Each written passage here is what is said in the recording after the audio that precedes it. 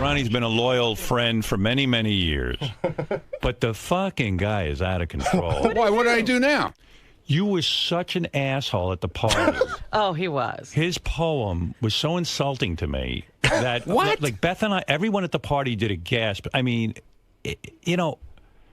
So Why was it this. insulting? We go to the party and we're having a good time. It was great. It was great a fun. wonderful party. I throw a Christmas It was a party. great party. Why was it insulting? That's what I want to know. First of all, I got to tell you something.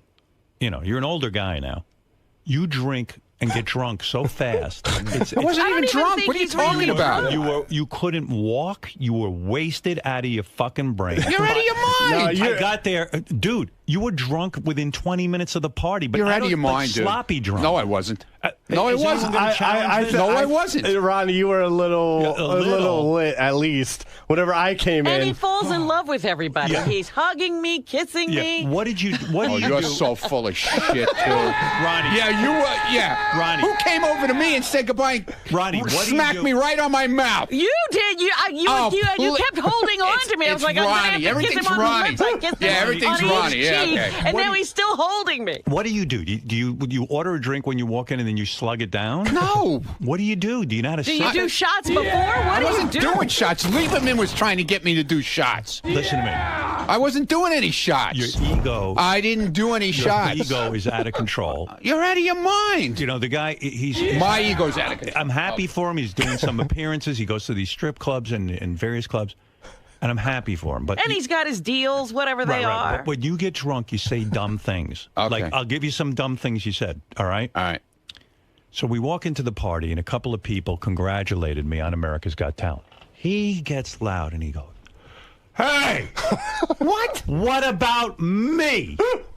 You heard this? Okay. Yeah. What about me? Why is no one congratulating me on my TV deal? I can't talk about it, but why isn't anyone congratulating me? What are you talking about? So people start staring and looking because they get embarrassed. Yeah! Listen to me. You're drunk. You don't even know you're saying this shit. Okay. You sound like a retard. All right. That's the first thing you do. Okay. And it's a faux pas.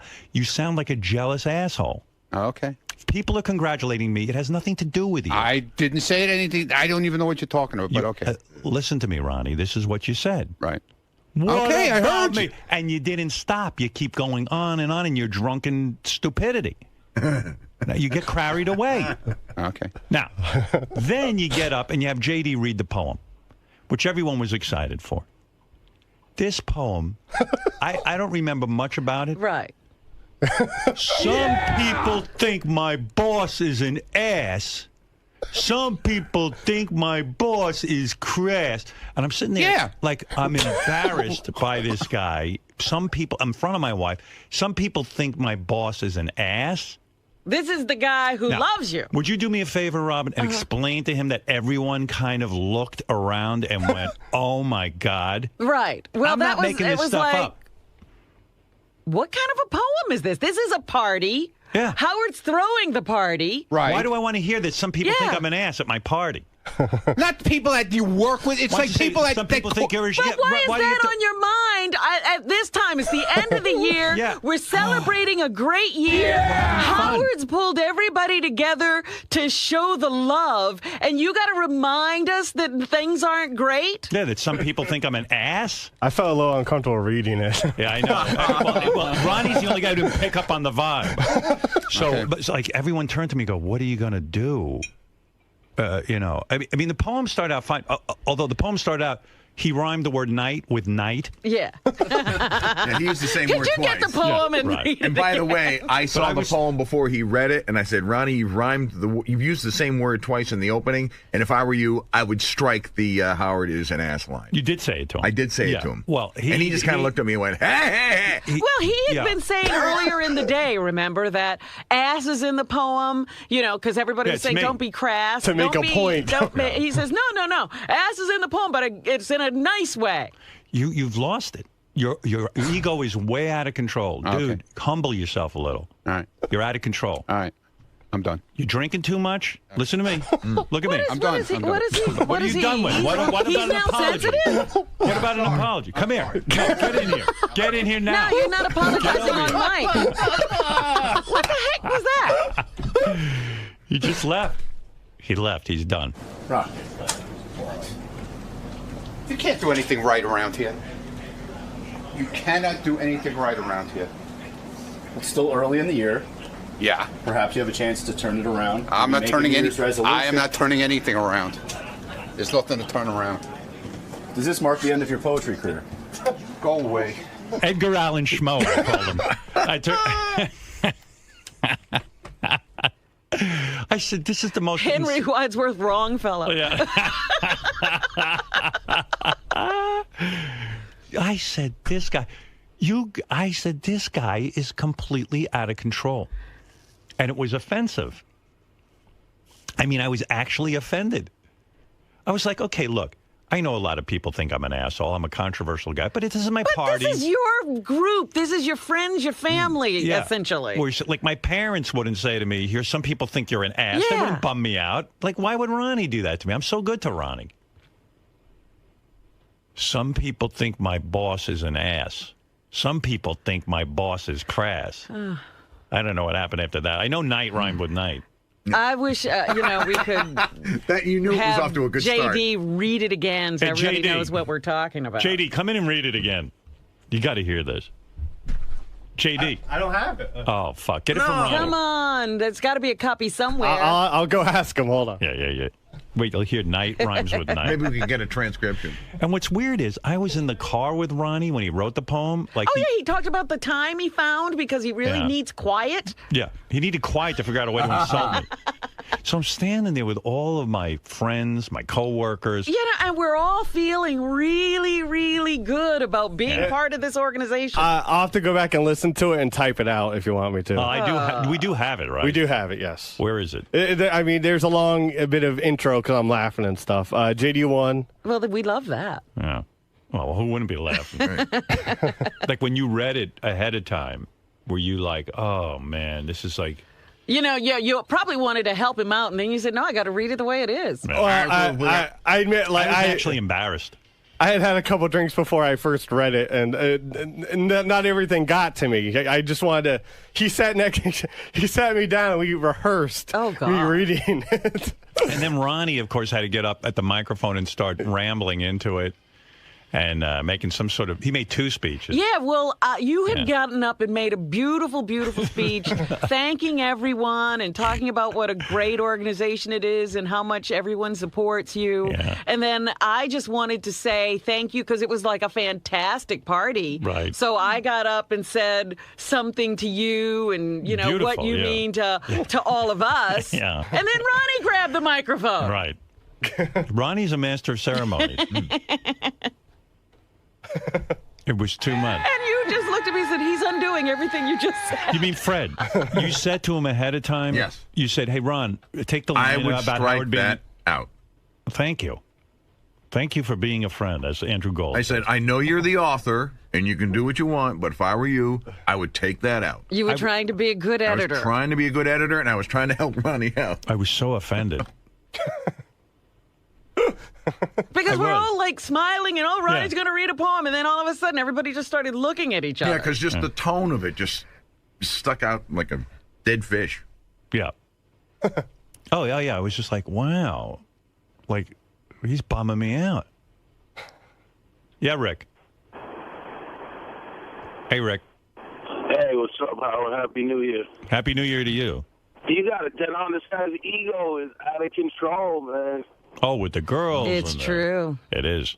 I mean, and you can see that, jealousy is the root of all evil. I mean, I know he's been with you a long time, but you may want to watch the back of your knee in case he wants to stab you or something. Thank God he's up front. He was like, what about me? He goes, we walk in and someone must have said, hey, Howard, congratulations on America's Got Talent. He hears this. He starts yelling, what about me? Why is no one congratulating me? Hey, Ronnie's here. And he goes, I just had a meeting with Don Buchwald, but I can't talk about it. Why are you not congratulating me? I went, oh, my God. Is he following me around and going to be doing this all night? Sheesh. Hey, what is he, in competition with me? I mean, what is this? He's out of control. We got to hear that speech. We got to hear that speech. The only moment that I thought Ronnie was really funny, I'm standing there talking to Jackie Martling. Yeah. And Jackie comes over, and as usual, Jackie's like, hey, it's really good to see you. It's really good to be here. I miss you guys. And, like, what do you say to Jackie? So I go, Jackie, it's good to see you. You look great. And Ronnie's there like, he looks terrible. He's just screaming. He looks awful. Jackie's lost too much weight. I know. It looks like somebody stuck a pin in it. Yeah. But Ronnie's just, like, he's just screaming at the top of his lungs. Anything nice I say, he counters it. It's like a parrot on your shoulder. He's an asshole. You're trying to get through the evening. Right. Yeah. Well, I mean, yeah. You know who was there? Red Peters, Yes. And he just seemed so sad sitting in the corner by himself. No one was talking to him. I tried to talk to him, but what do you say to Red? I don't know. He's got that filthy, dirty mind. I go, Red, how's it going? Hey, great to be here, Howard. He's got that Boston accent. Yeah, so happy to be here. Yeah, so happy to be here. And I go, yeah. And then I realize I have nothing to say to Red. I go, how's everybody? How's the family? How's the whole family? How's your whole family? And then he starts talking about some new album he's got. Yeah. He goes, we got a Christmas special coming up. And I was like, oh, okay. I think Red's divorced. I don't even know. Is he? I don't even know. I was... Yeah. I had to get away as quickly as possible. Yeah. That's why Ronnie was behind me. That's why when I got up and made a speech, I go, hey, everybody, Red Peters is here. I was hoping to get someone to talk to him. He looked kind of lonely in it. And then whenever I guess he didn't bring anybody. He didn't know anybody, I guess. Whenever I see Jackie at the party, I always stop and talk to him for a while. And, it's almost like I want to shake him because he was like, hey, congratulations on America's Got Talent. And I go, yeah. I go, hey. I see you're doing well with that joke machine. I saw it was in a lot of stores. Is it? Really? No. So he goes, yeah, it's doing good. And I go, it drives me crazy because about a half hour after I see Jackie, for the entire half hour, I'm like, what the fuck did that guy do? I know. Well, that's why I'm sitting there trying to think of something nice to say, and Ronnie's screaming, he looks horrible. Well, I sit there for literally a half hour an hour, and even when I get home, I say to my wife, holy mackerel, this guy committed career suicide. I know. See, I even say, he goes, hey, America's Got Talent. I said, yeah, Jackie, I wish you were a writer on that show. They don't have any writers on that show. I go, yeah, I wish you, you don't know what to say, You were a writer. You were working for me. You were doing great. You had a gig as a writer. Yeah. I thought it was kind of sad when Jackie set up his joke booth at the party and tried to sell the joke machine. I actually bought something. You did. Good. Good Did you get a mug? You, Fred. I got a mug. I have 2 mugs. I woke up with a hangover. I said, who how do I get these mugs? Oh, how do I get rid of these? Unfortunately, I left them in the cab. But no, it was actually good to see everyone. Good to see Jackie and the whole gang. And so JD gets up to read Ronnie's poem, and I was just like, you got to understand, normally I wouldn't care, but it's like, we're all there. It's everyone from work. We're all having a good time, and everyone's just feeling very positive about what we do for a living. And then when JD's reading the poem that Ronnie wrote, which is supposed to be funny, and funny in a bad way. It was, but not this way. Everyone does a collective cringe because it's like, some people think my boss is an ass. Some people think my boss is crass. Not me, And I was just like, oh, that's right. There are people who think I'm an ass. Thank you for bringing them to the party. And I was kind of standing proud. Like, for once I wasn't hunched over. And that hunched me right back over again. Here's JD. I don't know how good the audio quality is. It's decent. It's decent. J.D. Hallmeyer, my best friend in the whole world. Yeah, and I like Ronnie goes, I'm not drunk. I told you, he's in love with everyone when he's drunk. J.D. Hallmeyer, my best friend. Yeah. He was so wasted. And he was wasted 10 minutes into the party. Sloppy wasted. At the Stern Show is going to read my party. His party. And it's my party. He's going to read my party. Because he thinks it's his party. I guess. Yeah. Party poem. We rehearsed it. He promised promise that you will read. And he goes on and on. This is the host of Ronnie's block party. Yeah, and you're hoping that Ronnie just will finish his speech quickly and get off, but he just goes on and on. It the right way. He will not laugh. He will read it. Like Beth doesn't listen to the show that much, so she was kind of like, what is this? They're going to read a poem now? I go, yeah, it's a thing from the show. It's funny. And then he read it, and I was like, well, people think my boss is an ass. And I was like, what's funny about this? I mean, I guess it is funny. Shut up, asshole! Stop it now! And that's when Ronnie starts cursing into the mic. That's Ronnie's block party. That's what he does. One person says something, and he forgets the whole audience and starts talking to one person. And he starts cursing into the microphone, and I'm like, oh, man. You know, they say public speaking is one of those things that most people are not good have at. Such a great fear of that they won't do it. Not him. Ronnie is the opposite. Yeah. And then all of a sudden, like if you're at the party, all of a sudden you just hear asshole, shithead, shit, fuck. You promise? I asked you to do it. You gonna do it the right way? Here's the poem. Here's the microphone. I will step back, and everybody be quiet. Quiet. And I'm sitting and holding my head. I'm like, oh my god, what happened to this guy? He used to be a humble limo driver. He's now a master of ceremonies. Again, like no fear. Nothing. Just, just goes out there and does it badly every time. He's gotten no better at it. And here is J.D. Harmeyer to read the holiday party poem.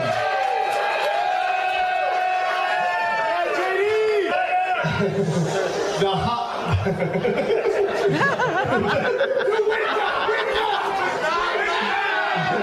holiday party. I don't know why we can't mic this properly. We are a radio. Well, he was at the PA, right? He was, holding a microphone. Just put a microphone that has a direct feed into the board. It's pretty simple. I don't know if you guys can hear this well at home, but... Well, maybe he'll start reading into the mic. Yeah. Now JD's giggling. It looks like Ronnie's going to smack him in the head. All I can think of, they're making a Napoleon Dynamite cartoon. Yeah, come on. JD's a perfect choice.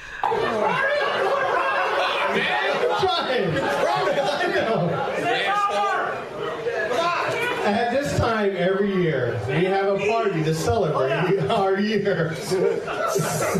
Year and year, right? What is it? Every time of the year. Yeah, he did. There was like a double rhyme. Right, a party to celebrate our year and year.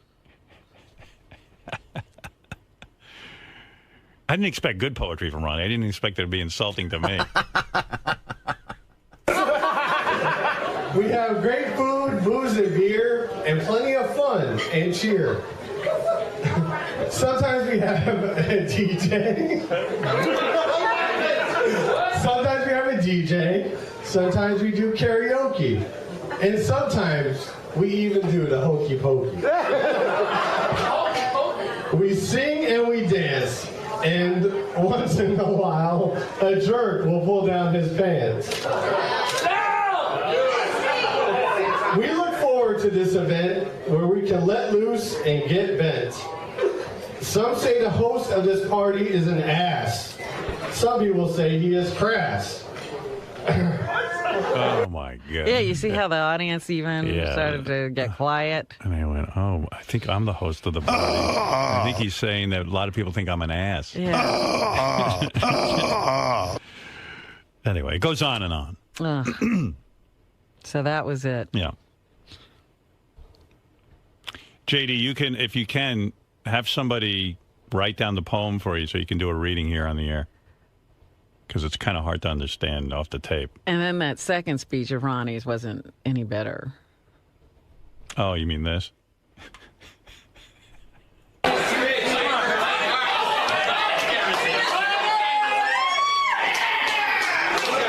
you, Robin. That was a great speech.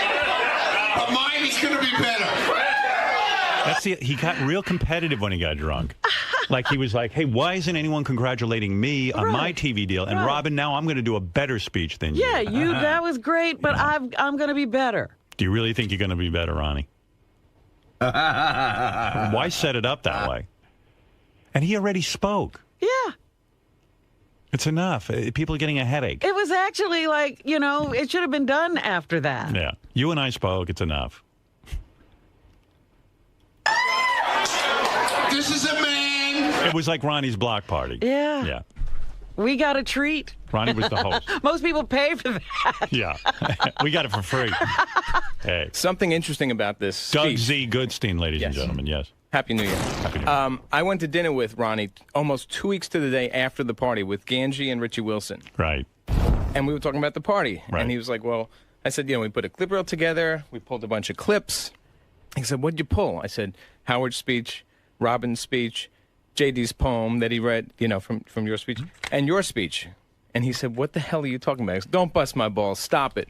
I didn't make a speech. And he was dead serious. He had no recollection of it. So he's drinking so much he's blacking out. And then Ganji had it on his phone. He said, Ronnie, here. So he played like 2 seconds. I said, stop. Don't play anymore. Right. You'll hear about it on Tuesday. You made a speech. He really had no idea. He does a thing where he's literally drunk at the beginning of the party. How do you do that? I think he does shots. I don't know.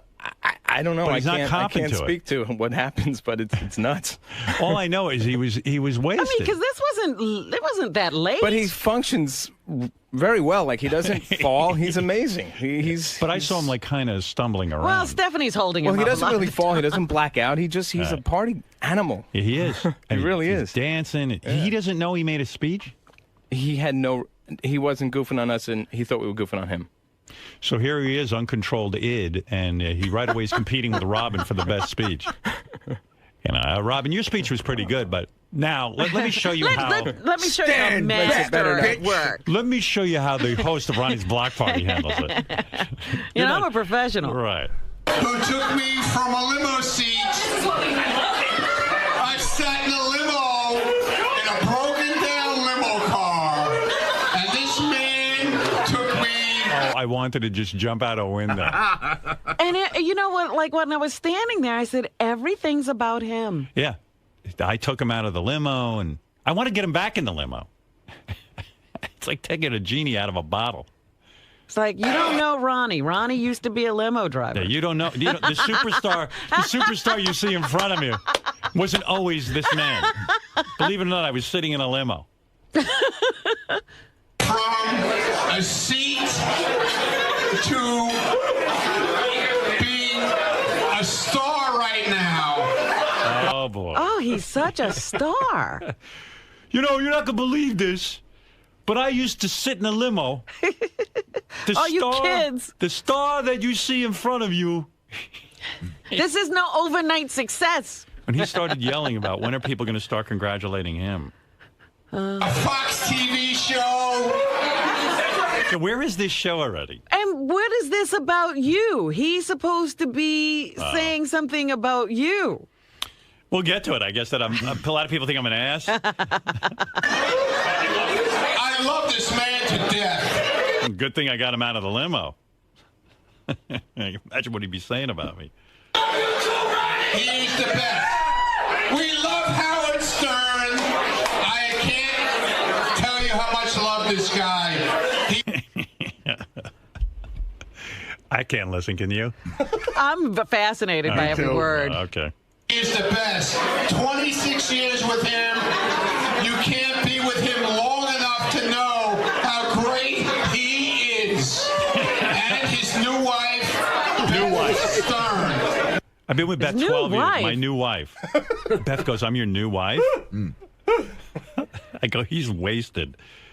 And I said, he's going to keep talking unless someone... I had someone go over and grab the mic from him. We love her to death, too. It's the best thing that has ever happened to me. To him. What happened to him? Nothing. Best thing that ever happened.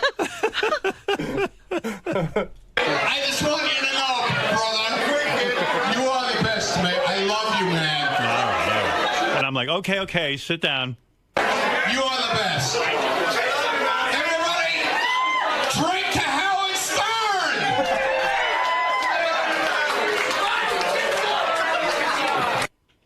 Wow. He was in rare form. Oh. Who was worse, Benji or Ronnie? Well, they were tied, I think. Yeah. Benji said he was on the wrap-up show that he was going to go to the Christmas party and not create a scene. He showed up and was a scene. Him and the new girlfriend. It was just remarkable. Everyone said to me, go look at Benji. So I walk over, which is what he wanted. Of course.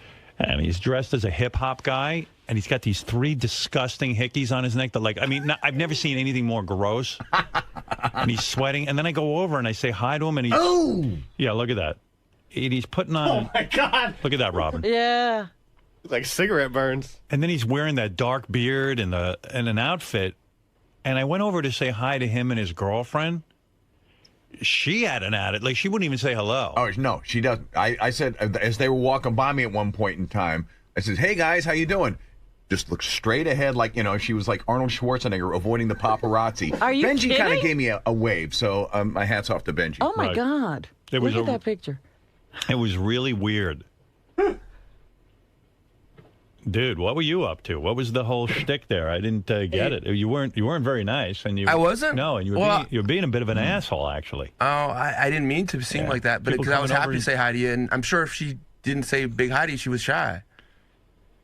I'll talk to you off the air about your relationship. No, there was nothing shy about. Some real serious advice. All right, talk to me now, man. Yeah, that's okay. I would like to hear it. She was saying how nice you seemed. She was saying she loved. How would she know? I mean, I walked because you over spoke to her, even though she didn't speak to you. You guys like sat down. It was a weird vibe there. What was the whole outfit and the getup? I thought you didn't want to attract attention, like with the rapper. I mean, you don't dress like that, do you? Normally, I mean, what was that? I mean, there was something. You were going for something. That's me. Yeah, right. That is you. It looks like somebody pasted his face on a picture. Look at him. Oh, my gosh. I don't know. What was going on there? What do you mean? Did you guys have a plan of some sort to be? Well, like, she did tell me she was gonna. She said she had an outfit for me ready, and that was the outfit. So I don't know. Well, what is it? You guys have to make a statement, I guess, huh? I thought, listen. I know for you guys, I probably would have dressed more mellow if I had picked the outfit ahead of time. Right. But I know your plan was not to create a scene. No, I like dressing up though. Right. Okay. So you were happy. Yeah. All right. Except for you guys, like, I know you guys don't like things out of the ordinary. No. It was fine. Listen, I didn't care one way or the other. I know I went over to you guys, and you seemed to be like putting on like a hip hop, like when sometimes hip hop people don't like to talk to white people. I was probably. It was like you guys were, the outcast, the black people, and you were angry with the white man or something. I thought there was a thing. No, I was like Puff Daddy. There was an attitude. Yes. They rehearsed. No, there's no doubt that you guys must have had a discussion before. They came in late, and they sat down like at one of those tables, and The they sat banquette, alone. And it was definitely a vibe. It was almost like he was a VIP. It's like big Jay-Z star, and Beyonce. and they were going to talk to people. Right. It was like a funny vibe, Benji. Everybody said that. Like you guys didn't. You stood out by just acting odd, and you did look weird. I was all the way at the back of the restaurant at that time, and just floods of people running. Benji's here. You gotta go see Benji. Yeah, he was putting on a whole show. So, but you were putting like most people walk around the party and kind of go, "Hey, man, what's happening? Great year." And you kind of pal around and you talk to everybody. It's kind of nice to be socializing instead of working. You seemed to like put up a wall, and you sat down with the girlfriend, and you had your arms folded, and you were kind of like in your own world, and like it seemed like a show to me. Am I off base? Well, I did. Maybe John Hines suggested on the wrap-up show. He goes, because everyone says acting. I thought they were acting like I've been obnoxious at parties, and like he said, why don't you just go sit at a table, and whoever wants to come up to you will come up to you. I thought that was a good idea. Oh, so that's what you did. And that's how I treated it. I felt like Benji was one of those performers who gets dressed so you can take pictures of them with them at the party. Yeah. And so I said, I'm going to go over and have my picture taken with Benji. I think it's so funny that Benji doesn't know how to, like, somebody gives him a suggestion and he just takes it all the way. Yeah. He doesn't know how to just go to a party and act like a human. I mean, John Hine made that casual comment. And he goes and does it. No, it's John's fault. No, but it was kind of like, too, like... I thought it was a good idea. Like Beth who and I wants to talk to you, we'll talk to you then. I would think you grow up, like, look, I'm your boss. You'd think your girlfriend would come over, like, say something, or you would say to me, hey, Howard... I thought I did say, it's a great party, thanks, Happy New Year. Did he? I mean, he was gracious. He sent a beautiful orchids to the house and everything. Benji was a class guy, but... At the party, he was putting on some sort of weird act. If anything, I'm a little shy around you in that kind of situation. probably also. No, but you were doing it with everyone, right? JD, am I off base? Well, I'm also because I'm probably. What was going on with him and that girlfriend? I don't know. I walked up to him and I saw the outfit. I was like, I'm not even gonna deal with this. I said hello. I was laughing like right in front of his face. Right. I had to get out of there. Right. And the girlfriend seems unfriendly too, right? I didn't really talk to her. I just said hello to Benji and Well, she sort of has an attitude that she's not liked, I think. Because the one thing she said to me, I told you, I sat down next to her and I said, I want a picture with you guys. And, she was like, yes, and she was posing for the picture and everything. Oh, there it is. And then she said, thank you so much for coming and take a picture with you. I said, oh, I'm happy to. Yeah. And she goes, oh, yeah, right. Like, like that's the truth or something. Like she couldn't believe that I would do that. She said to me right after, she said, oh, that was so nice. Like I got to talk to Robin. She was really nice. You got to tell your girlfriend, nobody's really sitting and thinking about her all that much. I think maybe she thinks she's like Mariah Carey or something, I think I think you're thinking about it and getting all these thoughts in your head. No, I mean, we're not. You gave that vibe to everybody that was at the party, Benj. Everybody got it. Oddly, again, we all got one vibe and you got a different one. We're not the nutty ones. All right. But I just came over to say hi and see what was happening, talk to your girlfriend, say hello, and ask her how her career was going. But you guys were definitely sending out a vibe like, hey, like a P. Diddy thing. Yeah. It's a shame that Ronnie won't come back in. Right. Because I understand that there was some friction with Ronnie. I guess. Oh, really? I guess Benji's girlfriend was dismissive of Ronnie's girlfriend, and Ronnie got very upset. Dismissive? Yes. Yeah. Well, I don't know. When we walked in, Ronnie started cursing at us. You're kidding. Yeah, and then. So Doug Goodstein told me his wife. Will told me his wife went over to say hello to them. And Benji's girlfriend put out her hand like for her to kiss. Oh, my God, come on. She did. Yes, she did. Holy shit. You think Will made that up? She definitely is a superstar, I mean, well, she is in my eyes. Yeah, well, not in ours. Well, she should be. But everybody else missed that part. Yeah. I mean, we're just regular folks saying, "Hey, happy Christmas, Merry." I'll tell the bodyguards Yeah, what there's everyone no is. velvet rope at the party. Yeah. There is for me. Ooh, what's going on in the hall? Probably fire alarm. Yeah, that's weird. You want to read the poem? I have. If you want me to, I have it. Yeah. Wait. Hey, John. Hey, you're on the air. What's happening? Yeah, John from Valdosta. Yeah. Hey. Hey now. Happy New Year. Hey now. Listen, thanks for what you did to all the fans. Just wanted to point out that you did a mini intervention with Ronnie. Thanks. He's either got amnesia or serious denial. I mean, I love him. He's like an uncle. But he is like an uncle. The crazy uncle. The crazy uncle drinks too much. Yeah, but stay with that because, I had a councilman down here who was 18. After one drink, he would become the Rat Pack. He didn't even know who they were. But he would just completely forget what he had done all night long. Yeah, Ronnie's claiming he doesn't remember making a speech. That's odd. That is odd. Thank you. Thank you for the call. Yes, Dan, you're on the air. Dan Kishmer Texas from Philly. Yes, Dan. No, Dan. Okay. I'm wondering if you should read the poem before the break or after the break. I'll read it. Go ahead. Here's Ronnie's poem. It's read by JD. Once again. The holiday party. At this time every year, we have a party to celebrate our year. So far, so good. Every time this year. I know what rhymes with year. Yeah. Year, beer, gear, I don't know, fear. That's the next paragraph. Right. We have great food, booze, and beer, and plenty of fun and cheer. Sometimes we have a DJ, sometimes we do karaoke, and sometimes we even do the hokey pokey. Right. We sing and we dance, and once in a while, a jerk will pull down his pants. That must be Sal. We look forward to this event where we can let loose and get bent. Some say the host of this party is an ass. Some people say he is crass. Yeah, I mean... I labored over those two lines. But the people at this party love Howard and Beth, because in our eyes, they are top class. Great. At this point, I'm like, oh, this can't end fast enough. We raise our glasses to you and cheer until we meet again this next year. So we thank you, too, for this great night. And now let's party into the wee hours of the night. Oh, God, night and night. Night. It was year and year. He was year 3 times. Night and night. Cheer and cheer all through the poem. Right. Well, that was He it. only knows a few words. Nice read, by the way. Thank you. Yeah. Thank you. Nothing like the holidays. Benji, Why is it always Ronnie and Benji, though? Yeah, Benji and it's Ronnie. every year. And they both are shocked that anyone thinks that they're weird. It's wild.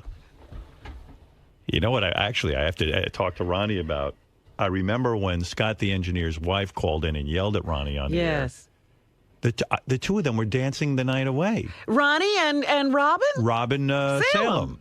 The two of them were like the best of friends? Buddies. Wow. Well, that's good because I thought there was a lot of bad blood. No. I don't know what happened. Ronnie charmed her. Well, that's the only one. Hey, Scott, since I can't speak to Ronnie, can I ask you, how did your wife end up dancing with Ronnie? Before he got drunk, he must have been charming. And honestly, dirty dancing. Really? Yeah. I missed that. To me, it looked dirty.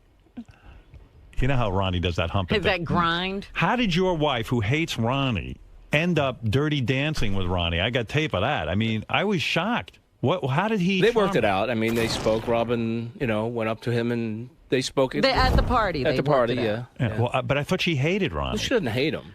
But she had terrible things to say about him. She had a disagreement with him, yes. But no, Were you surprised they ended up dirty dancing together? I was a little surprised, yes. Yeah, me too. But yeah, no, she was, very good, and she talked to him, and they worked everything out. Yeah, Ronnie didn't knock her up during that dance. I was going to say, did you get lucky? She got all worked up for Ronnie, and you got the benefit? Yeah. Wow. Yeah, so everything's great. Yeah, great. Yeah. Okay. I was shocked. What can I say? Yeah. Ronnie working his charm. Oh, wow. I don't know if it was Ronnie. I missed that. I would have loved...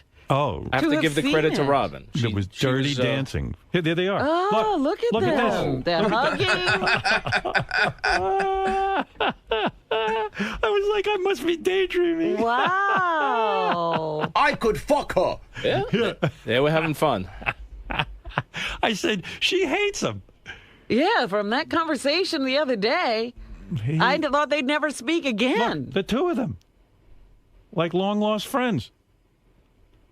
I'm being cuckolded. And he stands around watching. I was enjoying the fun. He's stealing my woman right in front of me. What's going on? It was very nice. Poor Scott tries to smile through it. He's probably like, oh, I hope nothing goes wrong. No. Scott, did you miss a little section of your beard there today when you were shaving? Oh, there's a big patch of hair on the side of your neck. Yeah. I do that sometimes. I don't know. Yeah. Sometimes you miss. Have you gone to that new look where you wear a chain on the side of your pants? No. Is that what's hanging off the side of your pants? My ID. Oh, okay. I thought you were getting stylish. No. I don't get stylish. I mean, because from what I remember that conversation, your wife called Ronnie classless and an asshole 2 months ago. Ronnie, I would never want to go someplace with you. I don't want to go anywhere with you. I'm going to tell you something. You are, to me, a dredge of the earth. Wow. Well, thank you very much. I appreciate it coming from you. In other words, he could be a bad influence on Scott, I think. No, you know what? He's not the type of person I would hang out with. Right. Oh, who would you hang out with? He's classless. Right. And then she's dancing with him. Yeah. Yeah. It's amazing. Ronnie really worked I guess, his charm. she has a little blow up and then she gets over it. Yeah. Yeah. All right. Everything's fine. But I'm glad. I didn't say it wasn't. All right. Thank you, Thanks. Scott the engineer. Everyone loves hearing from Scott. Yeah, I'm glad because I felt bad that day that they had their run-in. I guess you could tell that Scott, his New Year's Eve, I guess his resolution was that in 2012 he was going to be Mr. Personality. Yeah, I think you heard a little bit of it coming through. I just came alive. Everything is all right. I'm electric. Everything's fine. No. Everything's fine. No problems. No problems. I don't think it was Ronnie. He's fascinating. JD. Yes. Do you feel the same as Howard? I mean, it wasn't about me, so I can't. I don't know. Does Ronnie take it too far? I mean, everyone knows the way Ronnie typically acts, but I think Ronnie meant it. Listen, Ronnie wasn't trying to call Howard an ass, but he brought up that people think of him that way, and Howard has said he's very sensitive. So I don't know. You're around Ronnie a lot. Do you think he ever thinks before he speaks, or do you think he just blurts out whatever's going on in his head? It depends. It depends. If he's drunk and, there's not a whole lot going on out there. Depends on the vodka. It depends on the vodka. And vodka? Yes. So. While you're standing up there, you mentioned you felt extremely uneasy. I felt, excuse me, I felt uneasy about that line for sure. But listen, I was a little lit myself. I just got done drinking 2 Jack and Cokes like within an hour. So you had a little bit of liquid courage going. I had some liquid courage going, and I just wanted to power through the poem. Were you ever fearful that you're sort of going to be looked at as a moron by association because you're reading a published work by Ronnie Mund? Like they're going to blame you, even though you're just the conduit that's getting. No, it wasn't. I wasn't really going through. I just wanted it to be funny, funny in a bad way or funny in a good way. I just wanted it to be funny. That's all I was worried about. Ronnie. Yeah. We kind of run out of time. I noticed that you're still very upset. You're still very upset with Howard right now. Your point? Well, a lot of time has passed. Usually you cool off, when people get their balls busted. I'm cool. But the anger's still there, the resentment for his comments. I'm cool. He's got his opinion. I got mine. And what's your opinion? My opinion was I didn't try. It was nothing to insult him. Believe me. If you listen to the whole fucking poem, it wasn't insulting. I think Howard comes down on you too hard. It was just pointing out that certain people say bad things about him, but the people who work here think he's a great guy. But he didn't see it that way. He's seen it. I insulted him and his wife, so whatever. Do you think there are some things you could have done better in your public speaking at the party? No, absolutely not. I didn't do anything wrong. What will this ride home be like today between the two of you? I don't know. Ask him. Well, I noticed when you went to the studio before, you really gave him the cold shoulder. Are you going to continue this? I didn't give him the cold shoulder. I gave him his breakfast. He said, "How come I didn't come in? How come I was a baby?" I said, "I don't want to talk to you." That's all. It's kind of the cold shoulder. It's not the cold shoulder. It's a lukewarm shoulder. No, it's not a lukewarm shoulder. It's not a warm shoulder. It's a fine shoulder. It's fine.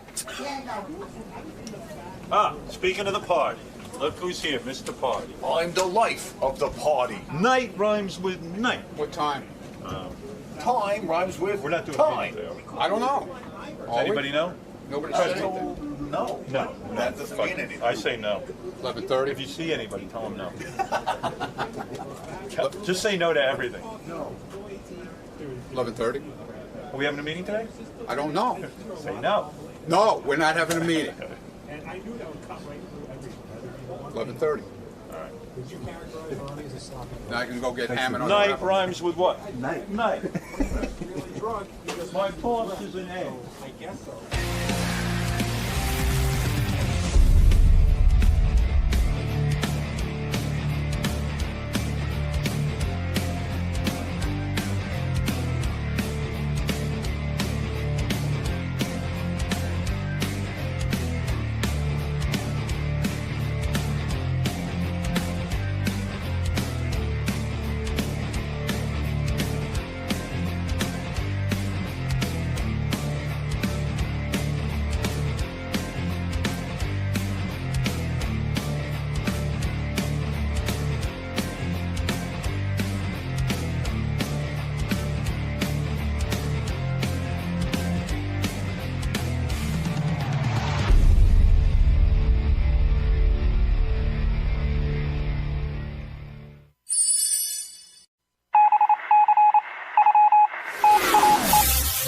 This is the best of the wrap-up show. A recap and behind-the-scenes look with John Hyde and Gary Dell'Abate.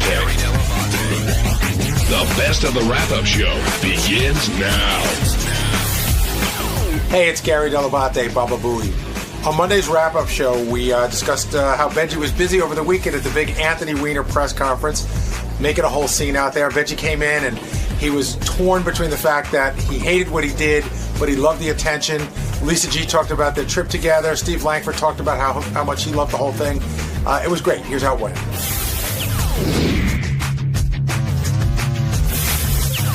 We're talking about the Anthony Weiner press conference for his resignation, what Benji did, and Howard's reaction to it. Do you think Howard liked what you did?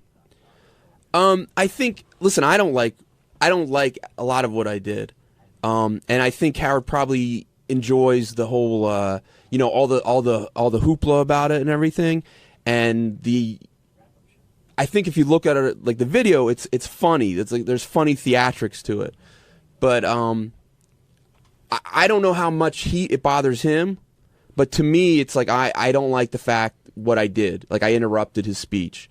Like the first. People are just as mad about the first press conference, but I'm fine. I did it at the proper time, and it like when he was taking questions. I was told he wasn't going to take questions at this, and when people started shouting, I was like, "This is my opportunity. Otherwise, I'm not going to get one." See, I think you're being too hard on yourself. I think Howard's biggest issue is, I think first of all, he's giving you a lot of latitude as a comedian, saying, "Hey, you got to try stuff to make stuff happen." And I think his biggest complaint was that you couldn't be heard well enough, rather than that you did it at all. Well, you can. I mean. On our video, you can hear it. Right, but you couldn't if you were watching. It just sounded like a guy screaming, but it's not your fault. You took a shot at it.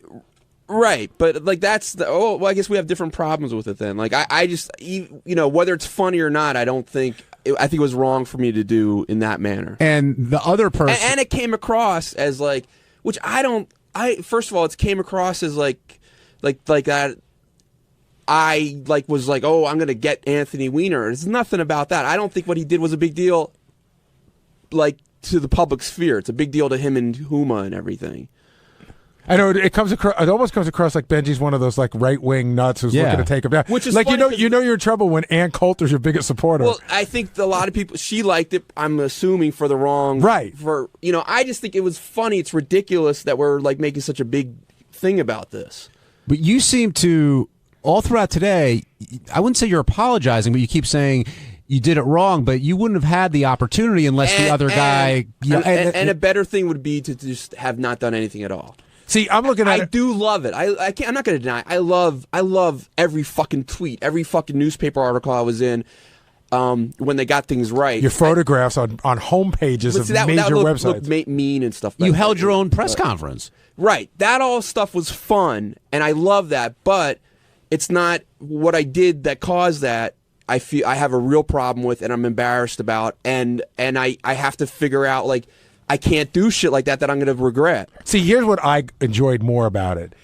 I thought Anthony Weiner came down, read a statement, had his eyes down. People started yelling, never took his eyes off the page. I felt like he was going to come out, read that statement, and leave no matter what. And whatever anybody said wasn't going to make a difference. I enjoyed the aspect of how upsetting it is to the press and how there's this unwritten law that the press thinks everybody has to abide by that they think is an actual law. Like if you could take them to press court, if you could take Benji to press court, Benji would be put in jail for life. Right. Well, they were saying we spent 4 hours here. We waited for this moment and you ruined it. Meanwhile, you weren't the one who yelled out the pervert comment. Someone else did. Howard clarified that today. Which I hate that, because I wasn't like, I don't. But I knew right away that wasn't you. You could tell it was a different tone of voice. But I just love that the press is angry at Benji that he fucked up an already circus-like atmosphere. Well, that's the thing. You look at the reason why you're all there in the first place. Granted, you have an official resigning, but when you get into the story, it's ridiculous to begin with. You know what I realized it was like? Because there's a scene like in Animal House, like the parade scene, right? Where they take over the parade. Mm-hmm. And that's, to me, like one of the most hilarious scenes I've ever seen, where they're like, they lead the band the wrong way, they're throwing marbles, they break up the float. That, in my head, was what was going on. But in reality, it's wrong to destroy someone's parade. What was your intent going down there? To ask questions? Oh, yeah. And I even said, God, I don't even know if we're going to get in. No, it was to do those questions. But then when we got there... We were like, they were circular around. He will not take any questions. He will not take any questions. It's funny too. Like Howard always says, when Richard and Sal make phony phone calls, and then they say we're going to call the police. Howard's like, you can't have a show where you tell people to call in, and then say you're going to arrest people because you don't like the calls. If you're saying people can call in, so if you hold a press conference, unless did they check your credentials at the door? No. So if they're going to let anyone into a press conference, there's always the expectation that not everyone's going to behave the way the Redcoats did. Of course, but that doesn't mean it's right if someone does it. And I don't think it's, I don't think it's, I feel I would be very pissed off if we were out doing a live remote. I would be very pissed off if somebody busted up our remote and started screaming and yelling. We'd handle it a different way. We've had that before. We have handled it. We have people killed. No, but we've handled it a different way. Listen, we were in London and we were doing somebody was singing a song parody, and this girl who was drunk climbed over like this wall where we were she was so furious. So I started to go after her to push her back, and Howard waved me off, and he's giving me the signal, give me a microphone. He tells the guy to stop singing, and he goes over, what's the matter with you? She's like, you go back to America, that's brilliant. Yeah. Howard wasn't upset by it. He's like, here's content. So everyone handles it a different way, the way we are on the show. If that happened while we were doing our show, Howard would say, hey, what's going on? Why are you doing this? Try to talk to somebody. During the break, Benji, we were talking about how you seem to be very apologetic and regretful for what you did, yet you also want to enjoy the glory and attention that came from it. Well, yeah, I do. I can't deny that I enjoy the positive people saying, oh my God, that was so funny. So I do enjoy people saying that, but I regret that I did it in the manner I did it. I think looking back, if I could erase it and none of this would have happened, because I would erase it. See, I don't think you have anything to apologize for in the sense that you weren't the first one to heckle and you weren't the only one to heckle. You were just the loudest and most recognizable person who heckled. I don't think in the scheme of things I did that big of a violation, but it was wrong. And I'm so anti-heckling. I mean, maybe if it was like a Hitler or something like that, and that's the only way you can fight back. But in a situation like this, where it came across that I'm being a bully to Wiener, that's not what I intended. It was supposed to be. We were all supposed to have fun and laugh, and I thought he was going to laugh too. So. Why did you think he was going to laugh? I don't know. I'm teasing about that. Lisa, is there an unwritten rule amongst the press about what Benji did, or what? And anybody comes, like, are you supposed to follow certain protocol? Yeah, I definitely felt like it was old school media against new school media. How do you mean? Because the people who were there with the iPhones and the laptops, they weren't complaining. They were jumping right in on the action. They just turned everything around. You have these old-time news people with their big cameras on, locked into these stilts, these sticks. Tripods. Yeah, so they can't move, and they're all locked into this one soundboard. So everything they need from that news conference, they felt Benji got in the way of. And I was laughing the whole time, from the cab to the Senior Citizen Center where the press conference was held. While we were in the cab, this is what you didn't hear, Benji was getting a little motion sickness, so I had to write down the questions for him. We were coming up with questions like, are you 7 inches erect, and things like that for the whole cab ride. And then we're on Ocean Parkway, and we don't know where we are. So Benji sticks his head out of the window to a young couple in a car and says, "Excuse me, which section of Brooklyn are we in?" And the couple yells out, "You're in Jewland." I mean, it was bizarre from the time we got in the cab all the way to the news conference. But the great Lisa's, so I said this to her before, anything you say, she's very sweet and she just cracks up at anything. You were funny. I was like, this cab is so yellow. And she just cracks up. No, you were funny because we were writing the questions. You're saying Lisa's a good audience? She's great. She's very sweet, and it was very nice to have her there. And also, he's a new camera guy. He's not allowed to talk, but Rob Martin, I think is his name. Rob. Why is he not allowed to talk? I don't know. He's not allowed to talk when he's on camera, when he films you. Oh, right. He's like sort of the fly on the wall kind of thing. But he's our new. He was great. He then came too. you noticed that Benji was getting nervous. And then I got nervous because I was right behind him, because if they were tackling him and he was going down, I was going down with him because I was this close to him.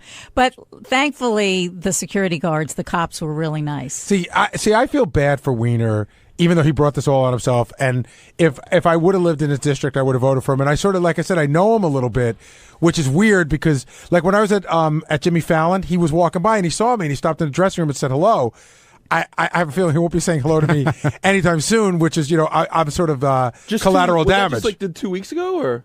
No, when I did Jimmy Fallon. Oh, okay. Back in December. But I played hockey with him a couple times, and he's even emailed me a couple times. I'm pretty sure I'm on the shit list as collateral damage from you, but that's the part, that's what happens when you work on the show. You have his email? I do.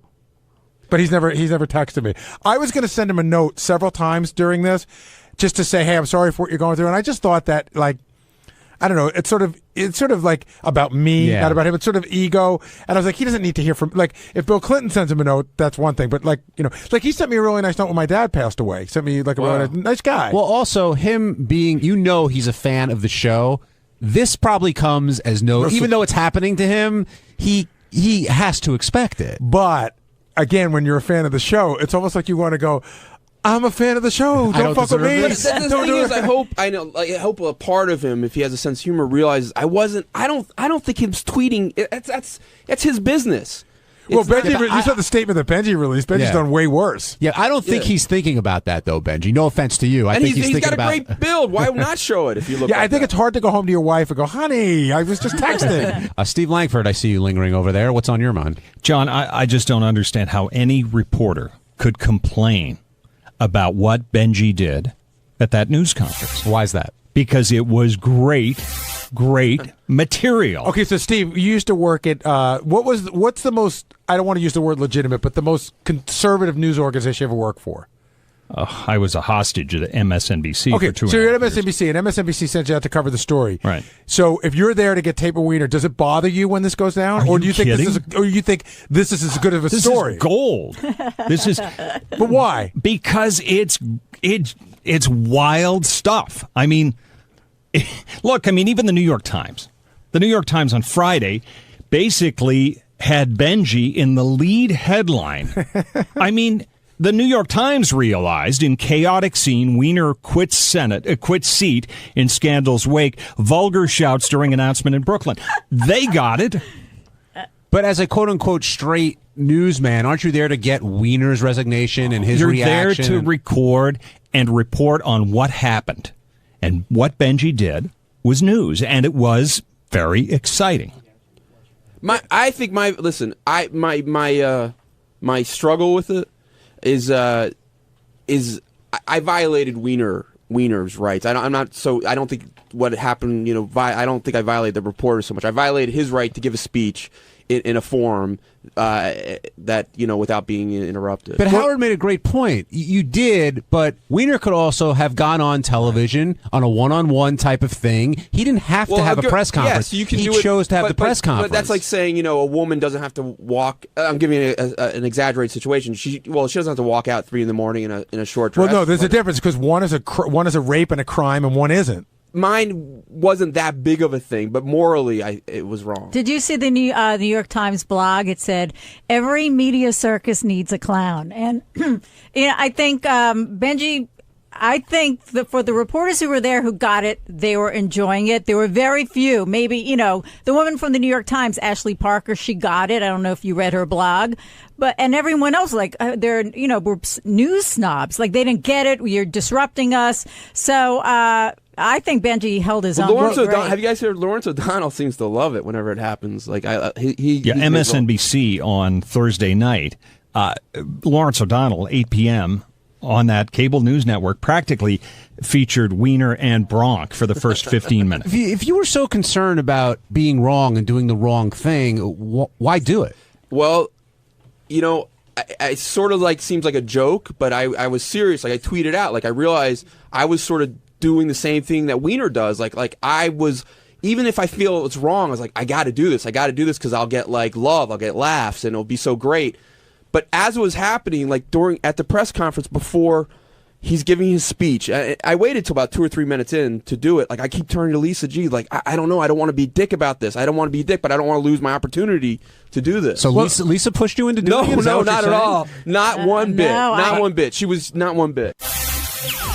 Hey, it's Sal Governale, everybody. And on Tuesday's wrap-up show, we discussed me talking about my future. Am I coming out with a CD after the show was over? And am I writing the premises now? Of course not. I was drinking, and I misquoted myself.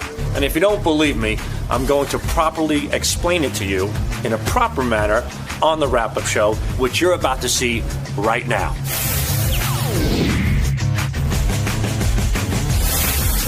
What I want to start off with, and the guys I know right now, they're in the middle of a prank call, but they are going to come down, is Sal and Richard. What happened was Sal and Richard were doing a meet and greet out in California. Now, I don't think they did any comedy. I don't think they did any performing. It was just literally spend some time with Richard and Sal, and believe me, that's well worth the money. Plenty of entertainment there. And when those guys are up in front of a crowd, Sal more so than Richard, I'd say, they'll always answer a question. They will never say, I don't know. They will never be at a loss for words. And Sal commented how and I want to make sure I get this right,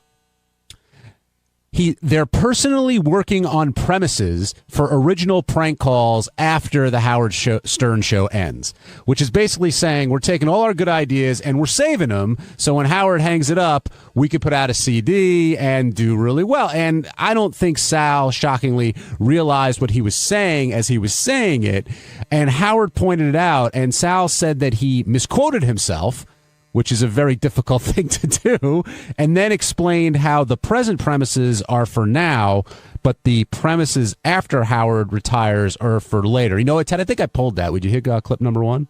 It's news to me that all these premises are for after you retire, because we're using them now. Right. Well, that was the point I was trying to make. That was the point you were trying to make. Well, the present premises are for now, but the premises after you retire are for later. What? So there are premises. Premises will be written after you retire. That's what I would try to say, that once you retire, we're going to compile a list of premises and put together possibly. That's not what you said. I know. Well, that's where I fucked up. You really did, man. I mean, what happened to you in there? Story of my life. Well, did you hear the clip played back, with the clip that Howard played about what you said at the meet and greet? I put my fingers in my ears. I refused to listen. I just went, boo. But how did you find out about what you had said? And did you realize what was going to happen once Howard heard that clip? No, I had no idea. Because you're going to blame the alcohol? No, I mean, I was drunk, but I didn't put it together properly. That was the problem right there. I totally screwed up on how without sounding like my apology, how I presented what I wanted to say. And it was just messed up. What were you trying to say? The same thing I told Howard. What I was trying to say is that a lot of people asking me, what are you going to do once the show is over? What are you guys going to do? We really don't know. But a thought was that we could come out eventually with a prank call CD where we would put together a whole bunch of premises and whatnot and ideas, and we'd put them into gear, and then we'd make this CD. But you said you were working on, you said you had premises already. Right, and that's where Which I thought sounded very shady. I agree. No, I'm being serious. I agree with you 100%. I don't know if you're using shady based on last week, what Howard said. No, it's just shady, based on shady. What? I had a cough. So anyway. It did come across as shady, Sal. I agree 100%, but it's quite obvious and quite apparent that everything that I do, as we all know, as I work here, we're constantly thinking, we constantly have a think tank going. As a matter of fact, I was just applying a premise today with Richard Christie. We just did another Tradio prank call that we were in the process of doing. That's why I was a little late here. So yes, after the show's over, we have to come up with premises and then come up with a prank call. I should have said it that way, but I made it seem like I'm doing it at the moment, which makes no mistake. It makes no sense because I'm here for another 4.5 years. But what did you mean when you said I'm saving some premises for when Howard retires? What he said was he's personally working on premises. Personally working on premises. Right. Thank you. For original prank calls after the Howard Stern show. So yeah. How would you interpret that? Exactly how I said it. No, how would you interpret it if you heard it? I would interpret it the same way you did. Right. Like it sounds like it's present day. It didn't. You basically said I've got stuff. That's what it sounded like. That's why Howard got upset. And I don't blame him. And I would be upset too. John, do you have the other line? Sorry, but the thing is, what was the other line that he had? You need some water? Are you all right? Here. No, I'm okay. Yeah, I do need some water. That's one of his premises, a cough prank call. Well, I liked it when they were called ideas or notions. Well, Sal did say he misquoted himself. And then later... This is the one I want to hear. He said, the present premises are for now, but the premises after Howard retires are for later. That's exactly it. What's there not to understand? Everything. Explain that sentence. The first problem is you're asking me to explain stuff that I said. Half of the time I don't know what the hell I'm talking about. That's the mistake right there. You were in deep backpedaling stockbroker mode when Howard got you on the ropes. I really wasn't, because I knew it was being taped. I knew it was an open forum. I have nothing to hide. I just didn't present it properly. I could possibly not be doing something where I'm saving great ideas. Every idea I have, I present to the show.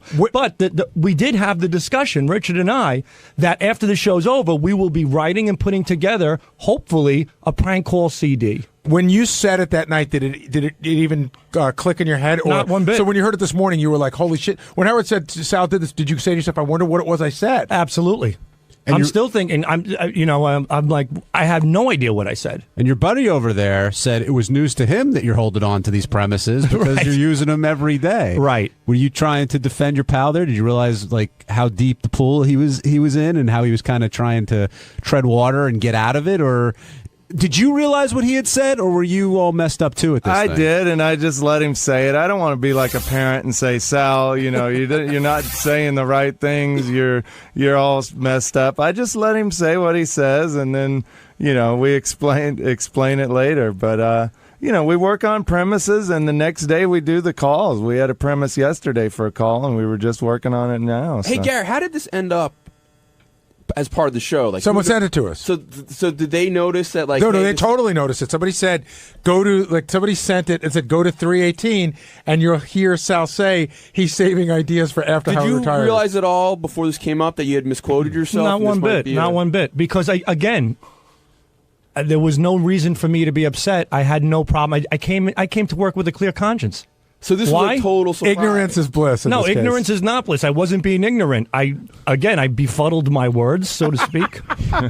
And that's all I can say. And if you want to believe me, fine. And if you don't, it doesn't matter as well, because I do apply my present day premises and work with Richard Christie here all the time. That's all I think about. My head constantly spins on present day material. Sal, I don't think anybody was questioning you applying your current premises to your current job. Right. The question was, it made it sound like you're setting aside some, or there are others that you're kind of banking for when the show ends, and that's where the problem lies. I can certainly see that, but I don't know what there could be to possibly bank. I thought that's what. I got some pretty good ideas. I think they all start with the N word. That's what I thought. That's what I thought you were going to say, Sal. I thought you were going to say, look, there are ideas I have, or even ideas I presented that like you don't like, but I think are funny that.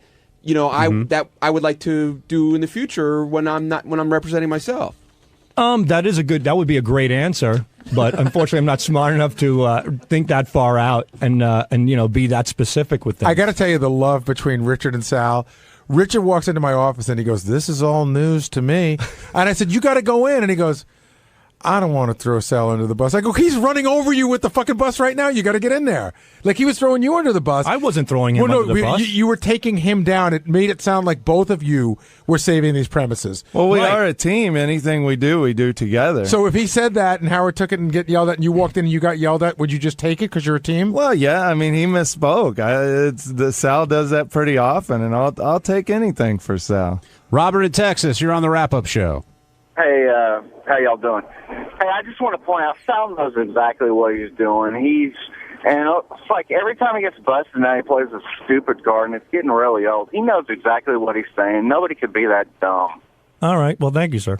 Isn't that the part where you go, "I could be that dumb"? No, that's a compliment. I'm not that dumb. Usually you get, "You're a dummy." This guy's saying I'm not that dumb. So he's saying that you're evil and shady. Whatever. Anybody can make their own conclusion. That's fine by me. I could care less. Joe in Carolina, welcome to the wrap-up show. Hey, guys. I got two questions. First one is, do you guys think that Sal is truly shady or just stupid or maybe a combination of the two? And the second question was, when do you guys, Sal and Richard, do you guys get together on the weekend to plan these comedy shows or this plan of action, or do you do this during showtime? Plan what? Like the appearances? No, people. Yeah, No, people usually email us, and yeah, we set it up on the weekends. And did you use congressional? But do you think that? I think the question he put out there is Sal shady or stupid? Yeah. Well, Sal, how would you define? That's insulting on both ends. This guy could go fuck himself. I'm not neither shady nor stupid. You're smart. You're stupid. I'm smart enough to get on this show. I'm smart enough to take care of my family. I think I'm very successful at what I do. Everything I've put my mind to, I have succeeded at in every single capacity. So there's the answer for as far as your stupid question is concerned. Because I didn't know that California at one point was a specific spot on the map. You know what? Take that map, shove it up your ass, and shit it through your fucking throat. I could care less. So there goes your stupidity answer. Answer the shady one. Shady? Take it any way you want. Am I shady? I don't think so. I've never done anything wrong. I went on this show. I said what I said. I told you what the answer was. I have a clear conscience because I did nothing wrong. I'm obviously here for 4.5 years, and everything I do, I apply to the show. And Gary, I would hope Gary, out of all people, knows that. He knows how determined I am to do the best that I can for the show. And that's my answer. And that's that. You've never done anything wrong? Who hasn't? You just said you've never done anything wrong. As far as that show was related and what I said in a context to putting premises together today for 4.5 years, no. Nothing. I love, because Sal's gone down this road a million times before. I love when anybody calls him stupid about, book smart stupid. He points out that he was smart enough to get on the show, as if, he had to take a test. On Wednesday's wrap-up show, I asked Scott DePace to come down to talk about evolution and how he feels God is involved. Well, Scott came down, and sure enough, Jason came down. And with Gary here, Will here, Benji here, myself, it got kind of ugly.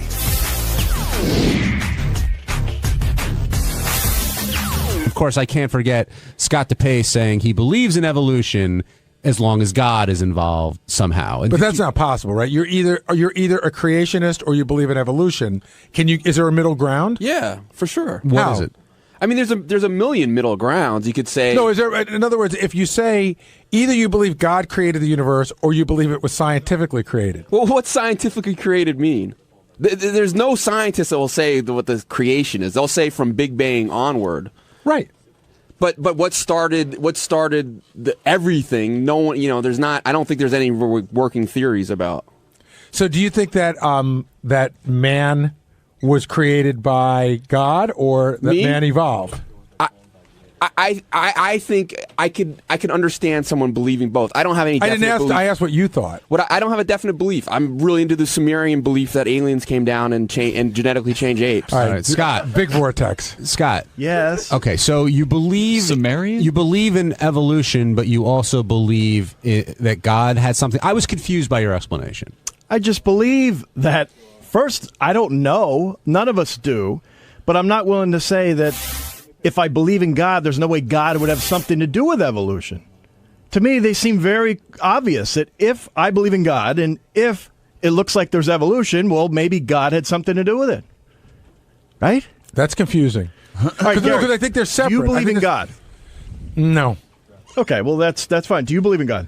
I believe there's something out there, but I don't know if I would call it God. Yeah, I'm probably more with John. Well, a higher being of some sort. Fine. If you don't, all I'm saying is I do believe in God. And I'm not here to defend my religion. I'm not going to say. But if I believe in God, then therefore to me, he could be in charge of anything that happens. He might not. He might. I don't know. So did God create evolution? Is that what you mean? Yes, that quite possibly could be what's going on. I don't know. But you said that you didn't believe that we... God, here he goes. Here he goes. The fat piece of shit. Go ahead. Wow, let him give him I told John specifically I was not interested in coming down. Oh, I didn't know this. If Jason and John, he said yes, but apparently God created he breaks fat his word. people too, and bald apparently people. John breaks his word. And certainly dumb people. Well, You good, said now you didn't want Jason down. John breaks his word. Stand next to me? Good. Now we're all even. Jason, did I invite you down here? No, Will did. Yeah, and Scott, you're I believe you breaking did your word. because already Teddy. He went down and looked for me, and then he, in the same sentence, looked for Jason. That's not true. So he gets his marching orders from you. That's Teddy didn't. Whatever. You believe whatever you want. But that's what I you saw do. right in front of my eyes, you jerk off. You can't handle standing next to me? What is No, wrong you're with just you? a piece of shit. I don't want to have a conversation with you. Well, why don't we see what he has to say? Go ahead, say it. Don't be like Ebert. Let the autopsy come out. Go and ahead, call him. asshole. You're so funny. See, I Look how don't much I need bother this. you. I have shit I could be doing right What, now. golfing? No, I'm working on a graphic, dipshit. You want to do I'm more not drugs at golfing work this week. than All right, leave? hold on. Let's stay on point. Do more Jason, drugs at work and Jason, leave make your early? point. What? Scott said Say it during again, the conversation. Jason. What did you just say? During the conversation, that you don't believe that we evolved from single cell organisms. That's all I wanted to say. That you said that this morning. So I don't. What So it sounds to me like you don't believe in evolution. What I believe that I said was that I don't believe that we evolved from single cells without God or something else making it happen. I don't believe. Obviously, what the rest of you believe is that there was a big bang, and then there happened to be this little one amoeba, and somehow out of that, all of us were created. I just don't believe that, unless something like that happened by way of God. So the actual theory of evolution you believe in, just that you think God might be behind it. I don't think that's a weird thought, but that's not what Thank you you. said Well, on the air that's today. what I tried to say. Well, you didn't try hard enough. When you try to explain your theory on evolution, you and Howard kind of got into it, which quickly evolved into you not believing that Bush lied, and it turned into That's that. just it's an illogical thought to think that he did. There's not 1 ounce of evidence that says that he did. There's plenty that says maybe he was wrong, but all of the evidence suggested that there were weapons of mass destruction. Well, no, there's and a that's why we went. there's a differing opinion for sure. Howard's not the only person that holds an opinion. They're could all say- illogical. but that's you talking. That doesn't make you saying they're illogical doesn't make it a fact. It means you It's disagree with illogical through a political bias is what it is. You guys want to believe that he's some monster, that he went there just so we can die, have our soldiers killed, and steal Well, you oil. shouldn't It's say just illogical. You crazy. should say I don't believe No, it. it's illogical. And you don't see it through a political prism? It's illogical. It is. But God There's is logical. not 1 ounce of evidence that someone could point to that he has profited from this. That it's just crazy. But there's tons It's of evidence for crazy God. Tons. It's Just called overwhelming faith, jerk off. Will in Rochester, you're on the wrap-up show. Hey guys, Scott. I'm right on with you on some things, but when you defend George Bush, you sound like such a dummy. Oh, and you sound so intelligent. I'm not. I'm Good. really not. Then but, shut up. But so witty. One of the things that Howard needs to get in line with is I'm in the education field, and the reason a lot of younger people, like the girls, the ages of these girls in the Miss USA? is the scientific community is moving away from traditional Darwinism and evolution as we would have known it when we were younger. So even a lot of atheists like Christopher Hitchens have come out and admitted that it looks like there might be some form of intelligent design. Not necessarily God, but there's something there. So a lot of younger people are being taught alternatives to evolution, and I think maybe that's where the confusion lies. I think a lot of younger people are being taught alternatives because I think that the religious right has a stronghold and is insistent that both sides be taught. But according to Scott's opinion, he's not offering an alternative to evolution. He's saying that evolution is what it is, but it might have been started by God. So that's 2 different things. Of course there's evolution. Look at Gary. Wow. Well, clearly you're not the funny one. Listen, bald, dumb, and unfunny is no way to go through life. Ow! Oh, I'm trying to put my pants on. I got to laugh at a Will. It was fucking dead silence in the room. Will seems like he wants to be on the side here, but listen, there's plenty of evidence that says That's illogical, what you just said. Totally. There's no evidence that Will wants to be on anybody's side. It's illogical. I've seen his face. If anything, he should want to be on your side. You drive him to golf. I drive him to golf. Yeah, you guys go. You're his golf buddy. He and I don't hang out. We're neighbors. He gives you video caddy plugs on the wrap. Hey, Scott, do you believe in Why am I here? Scott, I'm not like. You mean on Earth? God. Do you believe in a heaven and a hell? Do you have a belief in that? You mean on Earth? See, here's the funny thing. I didn't pick a fight with you. You're fighting with him, and then all of a sudden you just wheeled around and lashed out at me. I was discussing with you. I was not arguing with you. You just fucking hit me in the head for no good reason. Wow, So of course I'm going to come sounds back. like someone sensitive. God, I've been taking shots from all you guys. I say one little thing, and suddenly now you're. I had a discussion with you. I go, how do you feel about that? Why do you feel that way? Wasn't hitting you. Hold on, I want to cut to the root of a bigger problem here. First Gary, and then to Scott, then to The I'm biggest sorry. First problem Scott. is Hold on. Why I come on this show? Why does Jason get under your skin so much? Because I don't like him. There's nothing about him. There are a lot of people that you don't like. I'm not you that you just don't like, but we coexist. We get along. We work together. There is not one part of him that I find appealing that I could. That's not true. I have a list of 3 things that I could be. Well, yeah, I made those up for the air. That I could be friends with him about. I hate from his laugh to his self to his just everything about him is revolting. Did I miss something? Because weren't you guys friends there for a little bit? No, that was me trying to put and then what happened after that?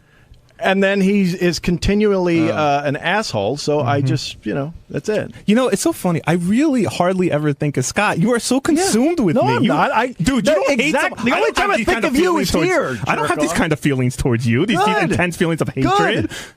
Why are you so passionate about me? Because obviously I'm a lot more likable than you are. Scott, I'm not joking around. I'm being serious. As someone that believes in God, like, do you at all look at Jason and say, "Wow, I That's should the have only some reason love I for tried him. to- There's Yeah. like God created him. We're all made in God's image, including me. I don't think Did you God are. create Jason? I don't think so. God created me That's evolution. to put me on gone Earth wrong. to fuck with you. And that's what I don't get, Yes, Scott, you're very because funny. you're a reasonably intelligent guy, okay? I'm very intelligent, John. You're a reasonably intelligent Very guy. intelligent. Okay? Very. You know Better than you. You know My Jason. IQ is higher than yours. Yeah, you've proven yourself over Yeah. the time. But anyway, Yeah. you know Jason's sole purpose is to tweak you and get under your skin and piss you off and interrupt and all the stuff that he's doing.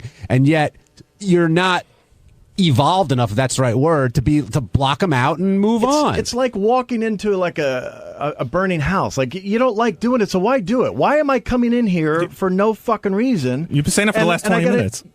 I wanted you in here because I wanted you to clarify what you said about evolution today and the argument you had with Howard. Plain and simple. And I told you I was willing to do that, but I don't want fat fuck here. I'm not going to. You said okay. No, I'm not going to. You said okay. No, I said I'm you not. said okay. I'm not a. You've broken your word. No. He said, According to you Gary, said, Will was in the room. You said if Jason comes in, I'm just going to scream into his mic the whole time. No, which what would have been I said hilarious was I to did not see. That's want why we him- wanted Is that him what you in said? here. Come down here? Yeah, of course. So you owe me an apology. No, that's not true. Will was there. He was in the room. I said I do not want him in there, and then I said, then- realizing you would go back on your word, I said, and if he realizing, does, but I didn't. You did. No, Will. I don't think he You meant. did. I don't think it was like it was posed that way. It wasn't. Well, you know what? You're not me. You don't know. I did ask a straight question to you. Said okay, and I said, and if he does come down, I'm going to make sure he can't be heard. You know what's awesome? The back of your head gets as red as the front of your head when you get mad. This guy's going to put you I thought through that maybe there'd be a difference between the back bald and the front bald, but it's all the That's same real bald. problem. And you Go gotta- ahead, gear you up to gotta call me fat work again. with someone. And, What's the real problem? That you can't do what you really want to do? yeah, I just sometimes I wish I was like 8 and I could just fucking. Well, you act like it. You want to whine and cry again some more on the air? Come on, Gary, stop being so mean to me. I like that I'm on your rider, by the way. Oh, I don't do radio shows where Jason shows up. I mean, look how obsessed with me you are. I don't care if you're down I'll here. invite Jason to my house one time, and I'll It's give funny. you the heads up. I'm ignoring him right now, and it's good. I don't even understand. I don't even hear what he's saying really. I just hear the big fat mouth going, blah, blah, blah, blah, blah, blah, and nothing's really. It's perfect. Keep going. I want to ask you one last question. I'm not being inflammatory. I swear to God. I'm not, Gary, don't talk to me. I'm not being. When you leave here, do you, when you get in your car, do you find this upsetting, or are you able to just sort of put it behind you? Yeah, no, this sort of does set me back for like a half hour until I get, back into Jersey, and then I make my way onto the golf course, and then I go. He's called me screaming from the car before, like continuing conversation. Oh, God, you have 12 years ago. You've done it was it. a political argument, jerk off. So another thing. I thought you were man enough to have a discussion. I didn't hang up on you. I had the discussion. No, you Yes. cried to Howard the next day. No, I told him saying that it was I'm funny. that I'm bothering you and you can't get work done. Oh, Howard, Jason wrote something mean about me on the PDT. Dude, go on some more. My son's How many seen it. pills you? Man, you must be on a double dose of pills today, aren't you? You're really. I get my fucking- pills from the same guy you do. Yeah. What do you? You're just fueling his fire. Don't you know that? Exactly. What are you on? Lexapro? You're playing. Howard, Scott, Jason wrote something mean on Scott, the you're PDT playing today. right into Jason's game. Like, Dude, I'm not playing the same game. I could care less what he does. oh, I think I'm you. not- I think you care a lot what he does. Well, I do care, but I mean, I'm not going to change what I do because of him. You don't cry. Didn't you once go to Doug Goodstein and trying to get me and Will stop being paid from Howard TV because you were upset about the way we treated you one day? No, never. Yes, you did. You told me I went right to Doug, and I told him why are we paying wait, these guys? refresh my memory. Yeah. Wait, what was that over though? That was over. That was over you something, screaming at Will over the intercom. No, it wasn't. Yes, it No, was. it wasn't. Yes, it was it was. over. You guys weren't doing something you were supposed to do. Right. That's what it. Really, That's what Doug it's about. did not change anything. But I'm just saying is, if you're going to accuse me of whining and crying, Yeah, you're the no, biggest you whiner guys and both crier in the whole did fucking change world. because you came back going, "I'm sorry, we'll start doing what Well, we're they supposed wanted to to do." get paid. Yeah, exactly. No, Doug came to me. He's like, "Look, I don't know what Scott's complaining about. He came to me and said he doesn't want you Bullshit. guys to be I was paid right anymore." in front of you, No, jerk you weren't. off. We talked in the Yeah, green I room. was. No, you weren't. Now you're just making shit up. I wish I remember what the fuck we're talking about. You're not All that right, smart. we'll give you a moment to remember. Steve, let's take a break. When No, we come I'm back, out of here. Nah. No, come on. Oh no, stay. please, Dad. Scott, don't go. Please. I want to get your take on. I'm outta here. No, I want to get your take on No. on Richard's wedding. If Howard should Not go, if he stays. and I If he also stays, want to I'm get your out. take on what Howard learned about his parents today, and how anyone feels about If you getting that leave, information. Jason wins. That's right. Is that how you want it to end? And the Jason terrorists. wins.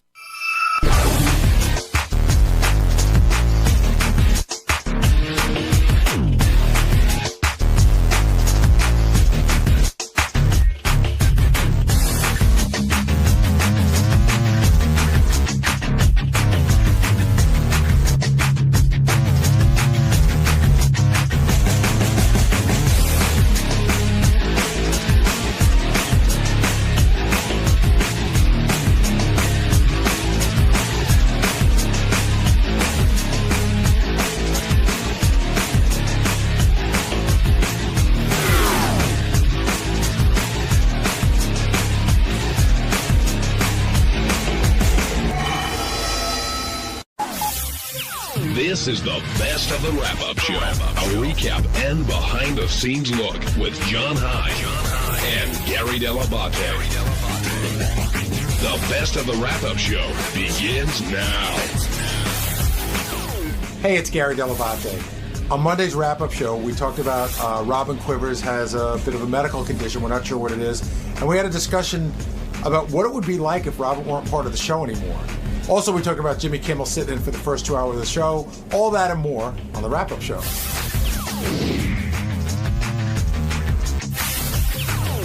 Jason in Ohio, you're on the wrap-up show. Hello? Hey, Jason. If Robin does happen to have something wrong with her, hopefully she doesn't. But if say they do have to go and remove something, do you think she would do it? Would she do it during the vacation to do that, or do you think she'd do it? If she has to when the show's going on, or I think because I've never ever heard the show without Robin being there. I think if it's life-threatening, she would go under the knife tomorrow, and Howard would make do. If she can schedule it for a vacation, I'm sure she will. But Howard did say, and he wasn't kidding, he does not want to do the show without Robin. He needs and wants Robin there. I mean, he could do the show without everyone if he really wanted to, but ultimately he wants Robin there. He needs Robin there. And it's funny because if you had heard Howard say, oh, you think it's cancer? I'll give you odds. You'd think he just doesn't care. And it's a really cold, unfeeling thing. But that's just the way the show works. And they did speak about it over the phone over the weekend. And hopefully it ends up being something minor and it'll just be a funny story for Robin to tell. Laura in Palm Beach, you're on the wrap-up show. Oh, John? Hi, Laura. Hey, how are you? I just wanted to talk about Robin and how it is unbelievable that she showed up for work today. Well, she went to a wedding. Was it in Pittsburgh? Yeah. With the catheter and the bag. But yeah, she doesn't miss work for practically anything. There are so many. I won't say like of you, but people at the show that have called in and said, "Oh, I don't feel good." Who are you referring to? Well, I mean, I guess Artie. Well, yeah, but that was Artie had other issues going on. We realized that Artie wasn't actually, didn't have a cold. Yeah.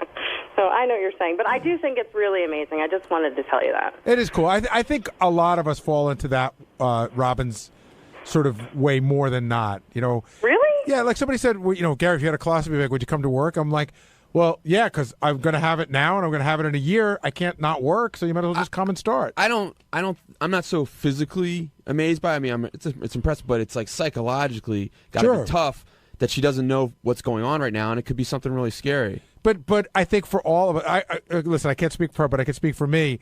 Being at the show is one of the things that takes your mind off of that other stuff. I would if she were sitting around wondering, oh, I wonder what's going on. The worst thing would be to not be here sitting in bed wondering what's going on. That's the worst thing you could do. You sounded a little out of it, Gary, with that interview that Lieberman did. Hey, I got to point something out, by the way, because I saw a lot of people on Twitter commented about this, and Jason, when I got back to the office, was really mad. I said it was okay for Lieberman to come, and I said it was okay for him to interview me. People think like he snuck in. You thought Lieberman ambushed you? Exactly. No, it was all cool. I mean, I said, yeah, come and get me. But, I was totally high. How scary was it that you didn't remember having that conversation? It was very scary because I've never been one of those people who gets so drunk and goes, oh, I blacked out, man. I remember everything, and I really did not know. I woke up, and the first thing I saw was the nurse, and I said, what time is it? She said, that's the fourth time you've asked me that question. And I said, sorry. And then Mary said, what about the thing you just did with John Lieberman? I said, what are you talking about? And she said, he just interviewed you. And I'm like, no, he didn't. And even when we got home, like the whole day went through and the whole weekend, and I just didn't remember it. Till he sent it to me, and I heard it. You should have heard it at the end. They're like, who's this? And they point to me, and I'm like, that's the gardener. Now, do you don't remember that at all? No.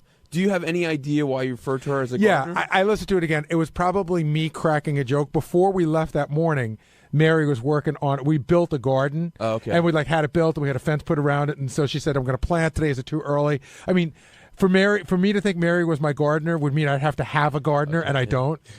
JD, I was commenting earlier on your laughter when those clips of Gary were played after his colonoscopy. I don't think I've ever heard you laugh that hard.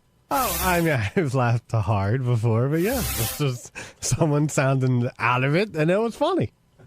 Well, yeah, I laughed. Just struck your funny bone? Is that what you brought me down here for? Because I laughed at Gary? That was one thing. Sounding groggy? No, that was one thing I brought you down for. Oh, okay. What are the others? Well, you're probably the biggest Kimmel fan here, and that's why I wanted you down here. All right. He's a funny guy. I don't know if that's true. I think he is. I think so? Yeah, I do. I was going to ask you, though, about your relationship with Jimmy, because you guys, I mean, I know you're a huge fan of his, but you sort of had a little bit of a rocky road. Yeah, we got over that. We hung at Howard's house last summer. I think Jimmy's really funny. I get jealous sometimes when I see the bits he's able to pull off as far as the talent that he gets. It bums me out because I wish we were in L.A. because, I love what he's doing. I love watching that stuff. I love, I'm fucking Matt Damon, et cetera, et cetera. I think he's the best of the late night guys. It surprised me when I started thinking about it. I think he's the best. He's the best one. And I'm talking about Letterman and Conan and all the other guys. He's got an edge to him. Like, I love watching Letterman. I do. I'd say Letterman's like the go-to guy for me, but Jimmy's got an edge that Letterman's just gone in a different direction. You mature, you do things a different way. And I like Jimmy Show. I just don't get to see it enough. What's great about Jimmy when he comes in is that he always comes in prepared because he's a huge fan of the show. And when Howard asked him about chumming up with Oprah, Jimmy immediately turned around and said, "So you're in a conversation with Kathy Lee." And everyone was like, "Whoa, where did that come from?" Did you know that Howard had talked to Kathy Lee? I did. I don't know. It was a period of time in our lives, and he didn't goof on her for no good reason. He goofed on her because of the way she put herself out there. So he's matured and he's past that now, and it was just a different time and place. But I don't know. I used to enjoy what he did. But the feud with Kathy Lee wasn't like some feuds where it was like, wasn't it all? It was always just like she didn't do a thing. She did not do a thing to us in any way to rankle us. It's not like Chevy Chase went on the Larry King show and talked shit behind Howard's back. She didn't do anything except live. So I understand. Like Jimmy goes, "Oh, I see. So you're willing to forgive people who haven't done anything to bother you." And Howard said, "Yeah, it's the ones who do stuff to bother me that I'm never going to forgive, or hardly ever." But see again, like Howard and Robin thought that we were mean to Soupy Sales, and Howard apologized and made up with him before he passed away. But I felt, and Fred's more with me on this one, Soupy was sort of not that nice to us. It wasn't that we were picking on a guy for no reason. But Howard's like, I was out of my mind because I wanted to own everything, et cetera, et cetera. But, he could have been a little nicer too. But, hey, it's not my relationship. What did you think about James Kimmel buying that stuff for Eric the Midget off of his wish list? Well, I understand that Jimmy's a big fan, and I understand that he wants to help out a fan of somebody from the show. But it's, it gives Eric the idea that you just stick your hand out and shit drops in it. Why are you shaking your head, JD? The guy, he's helping Eric do. It's just not. I don't like it. Why? Like Eric would say, "I don't want to be your charity case." Exactly. But give me your charity. Yeah. He doesn't want to hear from anyone else. But if Jimmy Kimmel does it, then it's okay. Do you have a problem if a rich kid gets a car from their parents or something like that? No, because that's between them. Well, isn't this between them too? Isn't this a well-off guy helping someone out? No, but the difference is Eric is using our show as the conduit to get the stuff from people. If he just called Jimmy Kimmel and he's never on the show, then that's between the two of them. When he brings us into it, goes on the show and says, "I made a wish list, people. Everybody who listens to the show, give me stuff." Then you're using us. How do you think Howard and Jimmy's relationship has changed over the years? I mean, he came in at 6, he sat right down, he blends in perfectly. Yeah. And I know he sort of transitioned from initially like a fan to a guest and now really to a close friend. Well, I think that's what makes it good. He's really comfortable sitting there. I think there might have been a period of time, and I can't speak for Jimmy, where maybe he was a little nervous sitting there because he's such a big fan. Like, oh my God, I can't believe I get to do this. But they've done enough times and they've hung out enough times that it's just really comfortable for him. Howard was saying, "Oh, we had such a busy day, we didn't get to anything." And I said to him, I thought that Jimmy would just come in and he'd rap to him a little bit, and then we'd do what we do, and Jimmy would sort of do it with you. But what we ended up doing was talking to Jimmy for almost 2 hours. Well, Jimmy, did the correspondence dinner? Yeah, no, he had a lot to talk about. Yeah. I'm not upset about it, but we didn't get to anything because there was plenty to talk to Jimmy about. And when he left, we could have continued. JD, are you concerned about Robin with what she revealed today? I mean, yeah, it doesn't sound good. I mean, if you have to have a bag on you, a catheter for Christ's sake, I mean, Jesus. Gary, I really respect you for going in there and asking about the Western medicine question. I'll be very honest. DePace put that in my ear, but it was a legitimate question. Like, I don't want you going to fucking Eastern medicine. You know, I just watched Man on the Moon. You know, the Andy Kaufman? Yeah, and I'm watching Andy Kaufman down in like the fucking Philippines with rocks on his head when he's dying of cancer, and I'm like, don't do that. Go get real help. Troy in Florida, you're on the wrap-up show. Hey, how you doing? Good, Troy. Robin said that she was sick today. And I just want to know what you guys thought. Do you think Howard could even have this show without Robin Quivers next to him? Do you think he could pull it off? I mean, she's been with him for 30-plus years. I've always said that the only person that this show can't live without is Howard Stern. Having said that, I mean, in other words, if something were to happen to Robin, God forbid, the show would not cease to be. However, it would be a dramatically different show, and I don't know how we would ever recover or rebound from something like that. I don't know how. I mean, we'd figure it out just like you do. You know, listen, you lose the person, you know, people lose a loved one in life and they think you can't go on, and then a day goes by and another day goes by and you figure it out. But the idea of doing the show without Robin to me is unimaginable. So on Tuesday's wrap-up show, I came in and we talked about why I still had a pretzel in my mouth when I went on air, and because that was a whole big thing. And then later on, Ronnie and his new boyfriend, John Lieberman, decided to fight like, a couple old women in the wrap-up show. So, here you go. Watch it.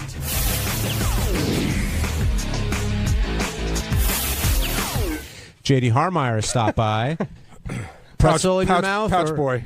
Pretzel in your mouth? No, that's Sal. Why didn't you just chew the pretzel and swallow it while Howard was talking when you were in Because there? I didn't have a thing of water with me and I didn't want to start choking on the air. It's a small pretzel. You could have just... I know, but listen, it was big enough where pretzels are very dry food and they could cause issue in your mouth. Why are pretzels funny? I don't know. What do you mean? Because you're talking about pretzels, but you're laughing. Yeah, because I'm looking at John and he's laughing at me. I'm not laughing at you. You're I'm trying to understand why you would go in with a pretzel in your mouth.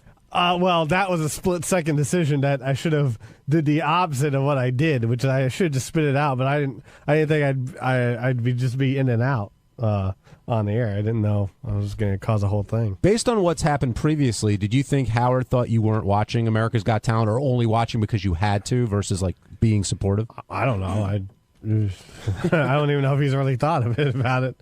Do you feel you've been supportive enough? I sure. I suppose. I don't know. I mean, he has a lot of support around him. But we're talking about you personally. Yeah, do you I know. feel you've been like doing the right thing? And what is doing the right thing, Benji? Did you watch the show last night? I did watch the show last night. The whole thing? Yes. Nothing but of the course. thing? It's part, not only am I a fan, it was my duty as a worker here. It was my job. So you were a fan of AGT before Howard got on? No. No, I'm a fan of Howard's. And how are the reviews so far? So far, I haven't really seen anything negative, hardly at all. So they're all pretty positive. Everyone thinks likes Howard on the show. Now, since you watched in such great detail, I'm sure you didn't miss Ronnie and Tony on the show. What were your thoughts on their appearances? Well, I did when the elevator scene came up. You see Tony's right there. Tony, the hairdresser, Howard's hairdresser, and in some shots you see Ronnie standing around. Yeah, how do you think Ronnie came off there? Non-verbally, of course. How did Ronnie come off? Yeah. He didn't really come off as anything. He wasn't on the TV that long. So. Ronnie, you must have got a kick out of seeing yourself. Did you know you were going to be part of the show? Of course. What the hell kind of microphone is this? No, I didn't know. I don't know what they cut out and what they don't cut out as far as that. Do you make a different face when you know the camera's there? No. Because you know you're going to be on camera if you're standing. But you can tell when you're on camera. Do you turn to a certain side to show your good side on camera or anything? No. Oh, stop it! Come on, I'm not the TV star. Ronnie, you seem a little subdued, and Gary made a comment early in the show that Ronald seems to have resurfaced. That's the rumor in the office is that Ronald is hanging around. That Ronnie the limo driver is very quiet. And that Ronald seems to be quiet. You should have been in. Where were you all morning? There was a whole bunch of shit going on. What was going on?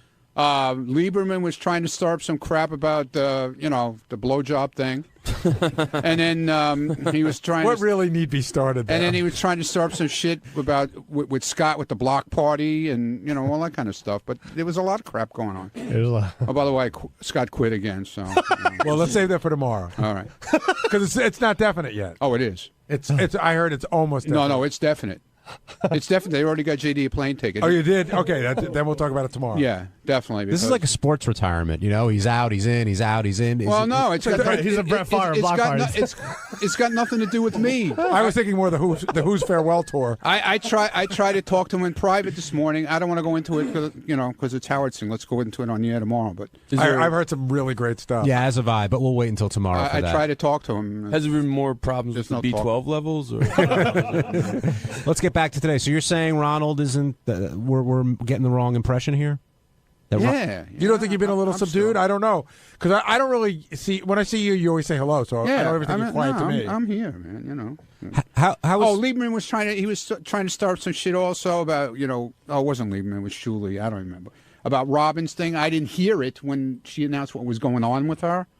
And I was outside bringing guests in yesterday, and then they tried to. I didn't know what the hell he was even talking about. Can I get a clarification, by the way? Robin says she has a mass, right? Where is that?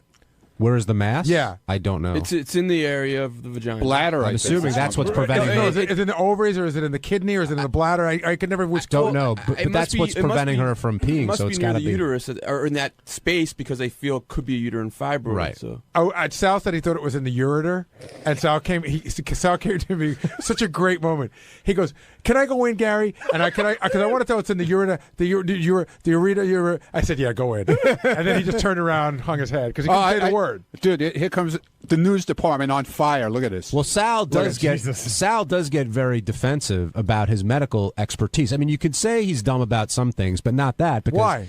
Well, because he went to school for some particular. It was like X-rays or something. Hold on. He doesn't know where California is on a map, but I'm supposed to believe he knows shit about medicine. Gary, why would you know where California is if you're trying to study medicine? Or who fought in the Civil War? But Sal could defend. All right, guys, I don't want to get into the block party stuff, but John, what do you got?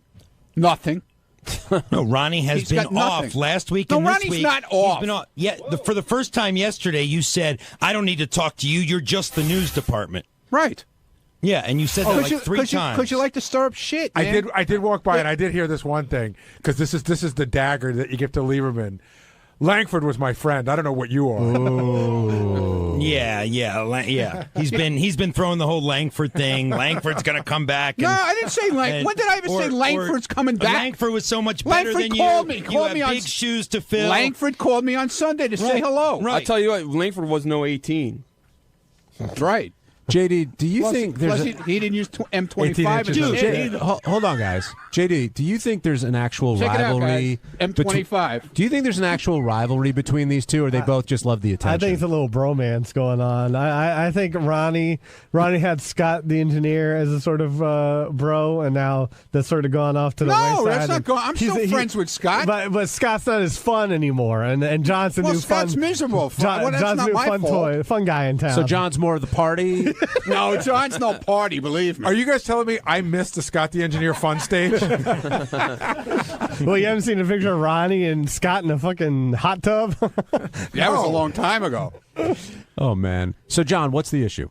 Well, everything I ask Ronnie about any day, whether it's the promise he made to Gary to get a colonoscopy, and then you backed off on it. You backed off. You said, "Well, it's the prep that's so hard." And then I didn't say I wasn't going to do it, did I? No, but you definitely stupid ass. backed I never off. said I wasn't going to do it. You promised Gary you would get a colonoscopy. Every question you ask me. But you had promised Gary, the executive producer of the show, that you would get a colonoscopy. God, excuse me, God. I'm sorry. No.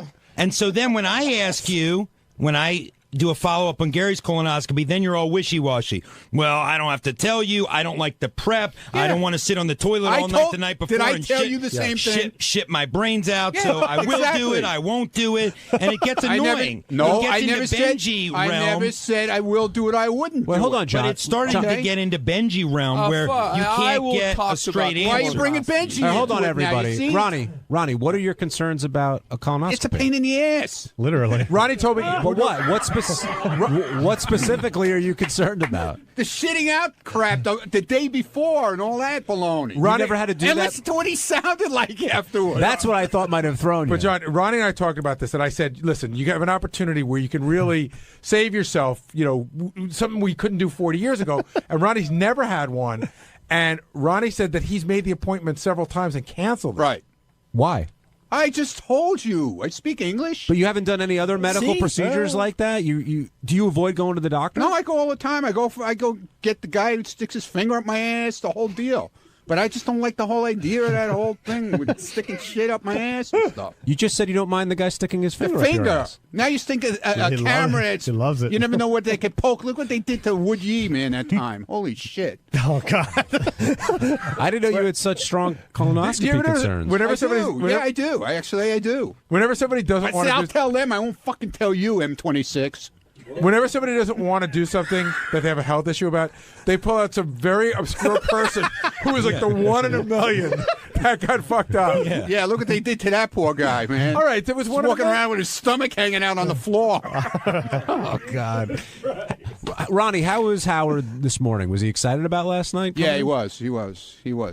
And so was I, because I was there for everything, and I saw, all the tapings and everything, and then to see it all put together. How they edited it all together. It was awesome. Did it live up to your expectations? Yeah, it really was great. Ronnie, last night was so important to Ronnie that he taped Gossip That's Girl right. with his VCR. That's right. So At that least he I could go- watched. Let Wait me a minute. finish. Let me finish. Let At me least- finish. This is a reporter on Let the me show, finish. John. Let me finish. John Hine. Yes. John Lieberman is a reporter on the show. Thank you for pointing that out. Shouldn't he have watched the whole fucking show? You're saying he didn't watch He went America's to bed Got at 9. Talent? He went to bed at 9 o'clock. He watched the first hour and then shut it off. No, I DVR'd the second hour. Yeah. When did you watch it? You didn't fucking watch it. I You haven't DVR watched- but you haven't watched it yet. I DVR'd the second hour. Did you watch it yet, though? Have I watched the second hour Yes. yet? No, I watched the first hour. Some reporter. I should rest my case. VCR or DVR, John? Yeah. Langford watched the whole show last night. Yeah, that's right. You got that right. I bet he did. But that hasn't stopped John from doing his job, Ronnie. He's Yes, still. it has, because he doesn't know. That's not- A, He it's doesn't not know my about beat, the whole pal. show. What do you mean it's not your beat? Your What beat. What beat? My beat is asking you tough questions, asshole. Everybody Get it on camera. That ain't my beat, pal. Everybody knows that love John's the city beat, Lisa's the style beat, Ronnie's ass beat. Dude, Lisa. Talk about Lisa. I mean, you had it. Did you see pictures of her at the Today Show? No. The first morning that Howard did the Today Show? No. She was in this outfit. You'd think she was going to Rick's. She had this sparkle outfit on, like the bright blue sparkle top, high heels. Lieberman looks like he completely disagrees with you. Tight jeans. You weren't there. No, I wasn't there. I don't. So what are you making? Benji just said I disagree. He I looks was like he listening to completely you. disagrees with you. I was listening to you intently. I don't care Gary, what he says. they're like an old married couple. It's very Nice funny to recovery. watch. It's just like whatever. If you say black, I say white. That's what these two are. He still wears M25. That's Okay. all. What's M25? And that was You've been N26 tweeting a this. I need second to set ago. the record straight. No, that's mine. Is M26. What- M25 is his hair color, just for men. Oh, you dye your hair too? Yeah. No, I don't dye Yes, my he hair does. too. Oh, come Let on. me tell you something. M25, I have never once. It's just for full men. of grays on the side. No, he it's started not. this thing No, it's online that I dye my hair, so people are You started tweeting with me, pictures dude. of here's the cheapest box of M26 in town. Go to Duane Reade. Go to Walgreens. Go to this and that. $6.99 is a great price. Yeah, it's a man. great price. That guy isn't it? he put it up the other Yeah, day. you don't even need a $6.99. coupon to get such a good Yeah. price. do you? Ronnie, I do you pay think I pay $8.99. Ronnie, do you think his hair is dyed right now? Yes. Would you put money on it? Yes. I bet you Because we could do it. $30 million. Oh. That it's I don't not have dyed. $30 million. I bet you all the money you get from getting blown by Richard that it's not dyed. All of it. Hi, I'm Scott the Engineer, and on Wednesday's wrap-up show, another discussion of the block party. This goes back and forth, back and forth, back and forth. You suck, you suck, you cheap, you're cheap, you're cheap, you lie, you lie. We all lie. Everybody lies. Anyway, the block party's a mess, and so is the wrap-up show. Check it out. Scott the engineer has walked away from the block party with J.D. Harmeyer stepping right in there. And Scott, I talked to him a little bit, and his mind seems to be made up. And I know Shuli's mind was made up a long time ago. And do you think Scott's making a big mistake? I think I do. I still can't get a clear answer on how this whole thing started out. And, so Scott's saying that in his mind, it was being split three ways. However it came to be, right, to where it is now, and somebody had to take control of it. Shuli decided to be that person, meaning I'm going to take control of it, I'm going to manage it. And so now Shuli has said, this is what it's going to be, I'm making you this offer. So instead of all this crap that's going on in the air, Scott could just say, you know what, that's not what I agreed to, I'm just going to walk away from it, or I agree to it. But it just gets drawn out for weeks and weeks and weeks, complaining, and everybody comes to me to tell me what a pain in the ass Scott's being. Wait, you're saying Scott is the one that's making a big thing I'm saying that Scott could have made the decision at some point, either he wants to be part of it or he doesn't. From everything Scott's saying, he did.